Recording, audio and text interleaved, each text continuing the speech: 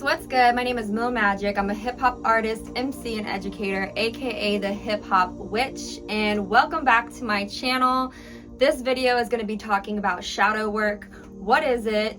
How do we practice it? And lastly, some mindful things when we go about practicing it. Now, I want to start with a disclaimer. Everything that I'm going to mention in this video is my own personal experience. I highly encourage anybody who is interested in shadow work and engaging in practicing shadow work or learning about the topic to do your own research and to come up with your own conclusion on what shadow work means for you and how to best hold that space and support shadow work in your life. Before we begin, a little bit about me. I have been practicing tarot since 2017 and I have been a professional tarot reader since 2018. We have a Patreon family down below. If you would like to check it out and join our Patreon family, you're more than welcome to join there. This video was requested by someone who was part of the Patreon family and is a video that's been requested time and time again by many of my tarot clients.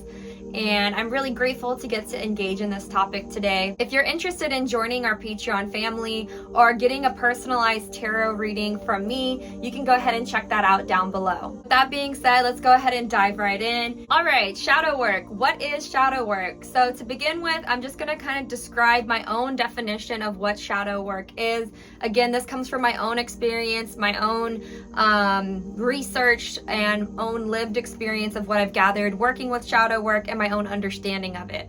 To me, shadow work, and from my understanding of it, is all about the aspects of ourselves, parts of our personality, just the human parts of us, right? In life, you can never be perfect, right? No matter how hard you try, you are bound to mess up, right? Even right now when I'm talking, I find myself stuttering on words or tripping up on things. And you can sit there and beat yourself up all day long about how you're not perfect and trying to continue to be perfect and man, why am I not good enough? It is important to hold space for us to be able to grow. It is important to hold space for us to be accountable. It is important for us to hold space to look at those ugly parts of ourselves and to grow through it, to continue to work on it, right? But shadow work also asks us to do more than just the bare minimum, but to actually embrace that aspect of ourselves as a part of ourselves, that wholeness of ourselves. We are lovable, we are good enough with the good and the bad of who we are, which is truly one of the hardest things to do. I truly believe that shadow work also ties into things like self-love, our self-worth, all of those things combined. I also believe that shadow work is very important to breaking and deconstructing the colonial idea of perfectionism, that we must be perfect, we must show up perfectly all the time or not show up at all. We have to hide and isolate ourselves because we're never going to be good enough to be in this space, because we're never going to be good enough mothers, good enough teachers, good enough sisters, good enough brothers, good enough friends, good enough lovers, good enough fathers, whatever it is, whatever role that you carry in your life. And these criticisms can become so much, and our inability to be perfect can cause us to start to hate ourselves and hide ourselves and isolate ourselves and fall into these toxic patterns.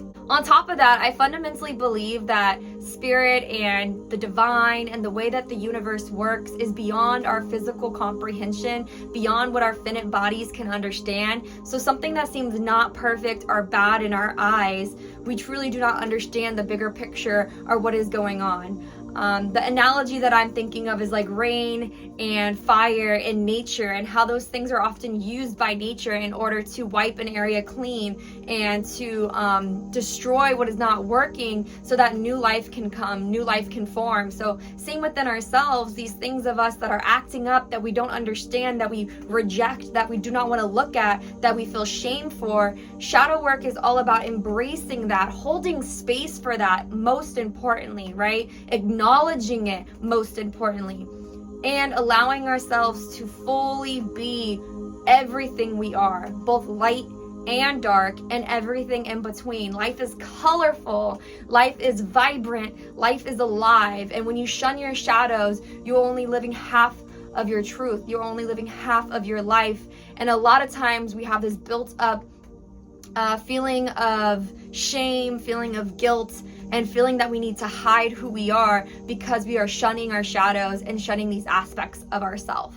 how do you engage in shadow work? So for me, really simply, I just acknowledge it. I talk to myself in the mirror and say, hey, you know, today this happened and I did this and I don't like that this aspect of me comes up. Maybe I felt jealous.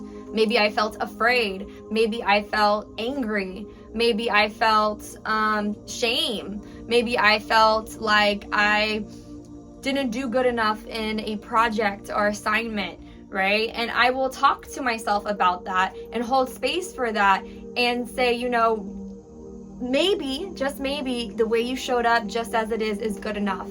And I look at those aspects and say, okay, are there parts of it that I can do better? Are there parts of it that I can show up for, be accountable for, apologize for? Are there parts of it that I need to work on? Are there parts of it that I need to look deeper at? Are there parts of this behavior or this situation that I'm just being too harsh on myself? Where can I love myself more? And where can I give that grace, love, and compassion to not only myself, but also to others? Often those who I feel shun their shadows also tend to be very judgmental, very hypercritical of others. And that, I believe, always stems from being very hypercritical and judgmental of ourselves. And as someone who can be very critical of themselves, I have noticed how these expectations that I put on myself and others really prevent me from being able to live a full life. So a lot of the ways that I engage in shadow work and hold space for shadow work is simply by holding space, acknowledging what it is that I'm feeling, good, bad, or otherwise. I'm not just, oh, if it's not a love, light, pure, beautiful thought, I'm not going to look at it. I'm not going to think about it. Oh, I don't like that over there that's happening because it doesn't align with my peace of mind. Now, don't get me wrong. I think this is all in balance, right? And that is very important, right? And that's where the third concept comes from, being mindful when engaging in shadow work. It is super important as somebody who has dived really on the deep end of shadow work and almost to a putting myself as a martyr or self-humiliating, deprecating type of energy. Shadow work can take you to that place. And that's not, to me, what shadow work is about at all. It is not about just sitting there and looking at the ugly side of life and being like, life is horrible, and I'm just not a perfect person, and I'm just a screw up and whatever, that's my shadow and I accept it. I don't think that's how shadow work works either, in my opinion. I think it's about holding space, acknowledging it, having a sacred container for it, having a sacred space that could be lighting a candle, lighting some incense, sitting in front of the mirror, got some low lights on, having that conversation with yourself, having that self-reflection, holding yourself accountable to apologizing to others if you need to apologize, thinking deeper about something that maybe didn't sit right with you instead of just shunning it off and being like, well, I'm just gonna only focus on the positive. It's about holding that space to think about it, to reflect about it, but at the same time, it is a fine line, and having a balance and boundary and not diving off the deep end where you are spiraling into negative thoughts, spiraling into negative behavior, and completely being consumed by your shadow side, being consumed by that heavier dark energy, because that can also create toxicity and create imbalance. So when engaging in shadow work, the last thing I will say is to be mindful of that practice and to be able to see it for what it is, have those really hard heart-to-heart conversations with yourself, journal it, write it down, talk about it, show up, be present, be accountable, but also have that love, grace, and compassion for yourself. The biggest thing about shadow work is knowing that it's not going to be perfect. Life is not perfect.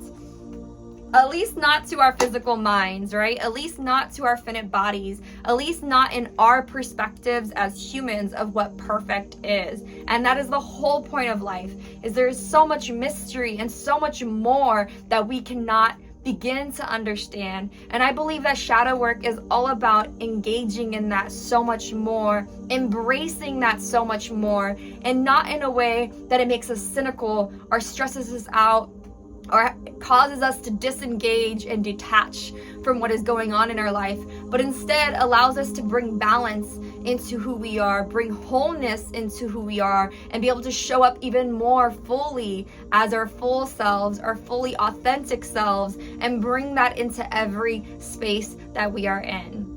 Lastly, another great way to engage in shadow work is to practice responding to some of the shadow work prompts that I have down at the Patreon. So if you are a Patreon subscriber, part of our Patreon family, you can go ahead and check those out at the link down below. But even if you are not part of the Patreon family, there are a ton of great shadow work prompts and concepts that you can look up online. As always, like I said, do your own research and continue to learn, engage, and show up fully for yourself, because that's truly what I believe it's all about. All right, thank you so much for tuning in. Feel like I missed something or want me to go deeper on something, go ahead and write a comment down below and let's keep this conversation going. Until next time, you can catch me over on social media at Moon Magic Flows on Instagram, Facebook, and TikTok, or on the Patreon down below. And I'll see you all in my next video. Bye. Balance and ballads, awaken your talent. Dreaming valid, awaken your planet. Beaming radiant, awaken your palette. Variant of Adam, battle malice. Grow through, grab gratitude. Upgrade pay-per-view. Flew a glue, flight or flight didn't choose. We deserve more boo.